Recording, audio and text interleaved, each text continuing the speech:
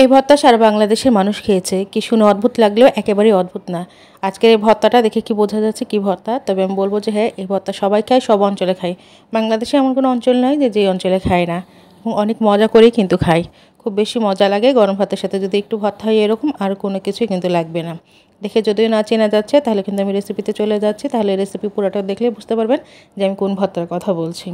অসম্ভব মজাদার এই ভর্তা। তো রেসিপিতে চলে আসলাম।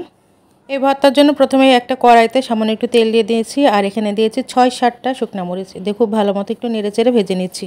আপনি যদি মনে করেন ঝালটা আরও বেশি খাবো, সেই ক্ষেত্রে কিন্তু আপনি শুকনা মরিচের পরিমাণ আরও বেশি বাড়িয়ে দেবেন। এরপরেই আমি এখানে 3টা দেশি রসুন একেবারে খুব ভালো মতো পরিষ্কার করে ছুলে নিয়েছিলাম, সেগুলো এখন দিয়ে নেড়ে চেড়ে একেবারে বাদামি করে ভেজে নিচ্ছি। তারপরেই কিন্তু এই যে তুলে নিচ্ছি। আর এরপর পরে এই যে চলে আসলো কিসের ভর্তা, এই যে একেবারে কুচো চিংড়ির ভর্তা। আমার মনে হয় যে কুচো চিংড়ির ভর্তা বাংলাদেশে এমন কোনো অঞ্চল নাই যে সেখানে কিন্তু মানুষ খায় না। সব জায়গা সব অঞ্চলের মানুষই কিন্তু কুচো চিংড়ির ভর্তা খায়। আমার এখানে একেবারে সস্তা ছিল, মাত্র 100 টাকা কেজি ছিল। আর তো লোভ সামলাইতে পারিনি, তো যাই হোক এই কারণেই নিয়ে নিয়েছিলাম। তেলের মধ্যে মাছগুলো দিয়ে হালকা একটু নেড়াচড়া করার পরে এরপর এখানে দিয়ে দিলাম কিন্তু আমি একটু করে হলুদ দিলে আসলে কালারটা আসবে। আর দিয়ে দিলাম এখানে 7-8টা পরিমাণ কাঁচামরিচ। কাঁচামরিচও যদি আপনি ঝাল বেশি খেতে পছন্দ করেন, তাহলে আরও বেশি এখানে দিতে পারেন, কোনো প্রবলেম হবে না। আসলে ঝালটা যে যার রুচি মতো এখানে দিয়ে দিবেন। আর এরপর পরে দিয়ে দিলাম এই যে সকল রোগের ঔষধ, যেটা হচ্ছে কালো জিরে, 1/2 চা চামচ কালো জিরে। আর 1 চা চামচ দিয়ে দিলাম এখানে গোটা জিরে। আমাদের রান্নার কাজে সাধারণত যে জিরাটা আমরা ব্যবহার করি, সেই জিরাটা এখানে দিবেন। দিয়ে আবার খুব ভালোভাবে কিন্তু আমি নেড়ে চেড়ে নিচ্ছি। একেবারে ঘরে থেকে যে মশলাগুলো, আর আমার মনে হয় যে সব এলাকাতে একইভাবে ভর্তাটা করে থাকেন। আর দিয়ে দিয়েছি বড় সাইজের একটা পেঁয়াজ, সামান্য একটু মোটা করে কেটেছি, একেবারেই কিন্তু চিকন করে কাটেনি। তারপরে কিন্তু একেবারে ভেজে নিচ্ছি খুব সুন্দর করে। যেহেতু ছোটো চিংড়িটা এখানে কিন্তু ভাজা ভাজা হয়ে আসছে, আর তেলটাও যদি একেবারে খুব অল্প দিয়েছি, তাই কিন্তু একেবারে খারাপ লাগবে না। বেশি তেল দিলেও খুব বেশি তেল হয়ে যায়, তাই চেষ্টা করবেন তেলটা সামান্য একটু দিয়ে ভাজার, খুব বেশি দিবেন না। আর সবশেষে এই তো দিয়ে দিলাম পরিমাণ মতো লবণ।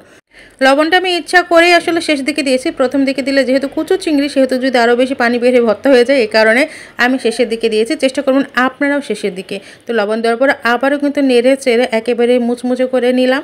এই তো ভর্তার জন্য একেবারেই কিন্তু রেডি হয়ে গেছে। একেবারে ঝরঝরা হয়ে যাওয়া পর্যন্ত ভাজবেন।